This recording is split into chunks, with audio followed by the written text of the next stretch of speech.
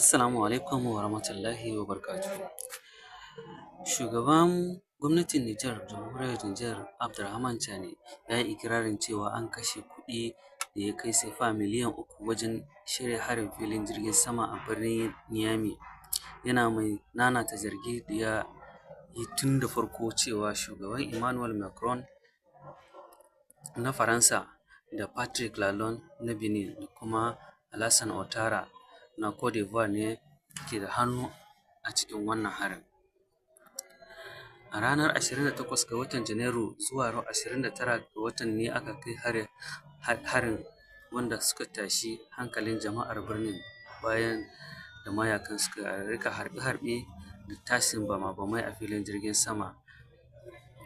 mai gajeruwar tashar da fadar shugaban ƙasa. Harin da aka kai an yi amannar cewa haɗakar 'yan ta'adda ISIS da GS da JNIM da kuma Boko Haram ne suka ƙaddamar da shi gabanin nasarar murƙushe su da dakarun Nijar suka yi.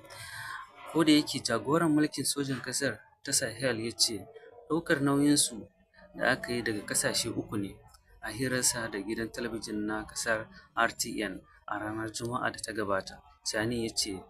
tun da farko ya faɗa kuma zai ci gaba da faɗa cewa shugabannin ƙasashen uku ne, Faransa, Benin da kuma Cote d'Ivoire ne suka ɗauki nauyin harin don amfanin raɗin kansu. A cewar Chani, ya ce an ƙaddamar da harin ne da mashina masu kafa biyu aƙalla 40 da suka ƙunshi 10 daga JNIM da sai wasu 10 daga IS da GS, sannan 20 daga Boko Haram. Jagoran mulkin sojan Nijar ya ce waɗanda suka shirya harin sun kashe sefa miliyan 2 wajen tsara yadda harin zai gudana ta hanyar kayayyakin buƙatar, yayin da suka ajiye sefa miliyan 1 don biyan maharan idan aikinsu ya kammala. Abdurrahman Chani, wanda ya ƙwace mulkin Nijar daga gwamnatin farar hula ƙarƙashin Bazoum Mohamed a watan Yulin 2023 sakamakon taɓarɓarewar tsaro da ƙasar ke fuskanta. Manufar harin na watan jiya shi ne sake wargaza Nijar da farfaɗo daga mummunan koma baya da ta tsinci kanta a ciki. A nan kuma ƙungiyar IS masu iƙirarin jihadi sun fitar da wani sabon faifan bidiyo wanda ke nuni da irin ɓarin wuta da ta yi a harin da ta kai kan sansanin sojin sama a babban birnin Yamai na Jamhuriyar Nijar. Kamfanin dillancin labarai na AMAC ne ya yaɗa faifan bidiyon. Kafar yaɗa labaran da ke ganin na yaɗa farfaganda wa ƙungiyar masu tayar da ƙayar baya. Sojoji 4 ne suka samu raunuka inda jiragen sama da dama suka lalace a harin da aka kai filin jirgin sama ranar Alhamis. Bidiyon ya nuna fashewar wani abu ɓangaren ajiyar jiragen sama masu saukar ungulu, inda ya nuna yadda wani jirgin sama yana ci da wuta yayin harbin bindiga ya lalata jiragen dakon fasinja da dama. Filin jirgin saman a Yamai tamkar wata cibiya ce mai muhimmanci wacce ke ɗauke da sansanonin sojoji, hedkwatar rundunar haɗin gwiwa ta Nijar da Burkina Faso da Mali, da kuma wani babban runduna mai ajiye da makamashin uranium wanda ake takaddama a kansa da kamfanin Orano da Faransa. Gidan talabijin ɗin gwamnati ya rawaito cewa sojojin sun yi gaggawar mayar da martani lokacin harin, abin da ya ba su damar kashe mahara 20 tare da kama 11 daga cikinsu.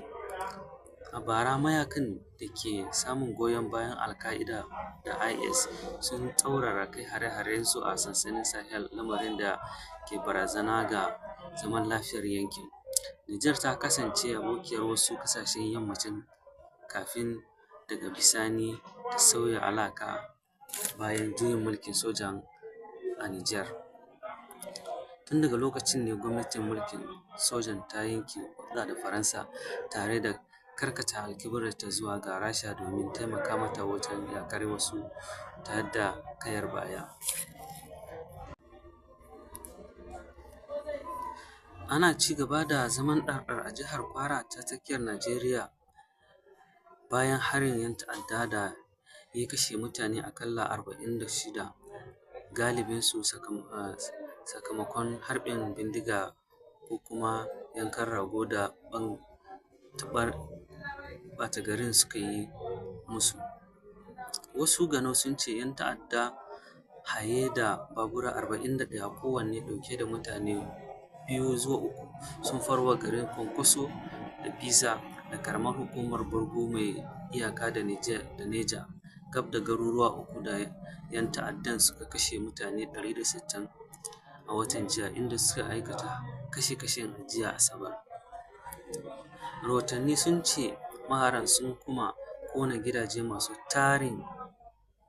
baya ga ofishin jami'an 'yan sanda a yankin da suka kai wa harin. Najeriya na ganin ta'azzarar hare-haren ƙungiyoyin ta'adda, ciki har da masu ikirarin jihadi da ƙarfin tsiya da kuma tsagerun 'yan bindiga daɗi, baya ga masu neman fansa, da lamarin da ke zagon ƙasa ga ƙoƙarin da ƙasar ta Yammacin Afirka ke yi wajen magance matsalolin tsaro, musamman bayan kakkausar suka tare da barazana daga Donald Trump na Amurka. Wata majiya ta ce har kawo yanzu ana laluben wasu gawarwaki kasancewar maharan sun kuma ƙona mutane da dama a cikin gidajensu. A gefe guda, kakakin rundunar 'yan sandan jihar Niger ya ce wani harin na daban ya kai ga kisan mutane 6 a garin Tungan, Makeri da jihar, yayin harin da ya ce 'yan ta'adda sun kai da ƙarfe 6 da sanyin safiyar yau, inda Shugaba Tinubu ya kakkausa harshe kan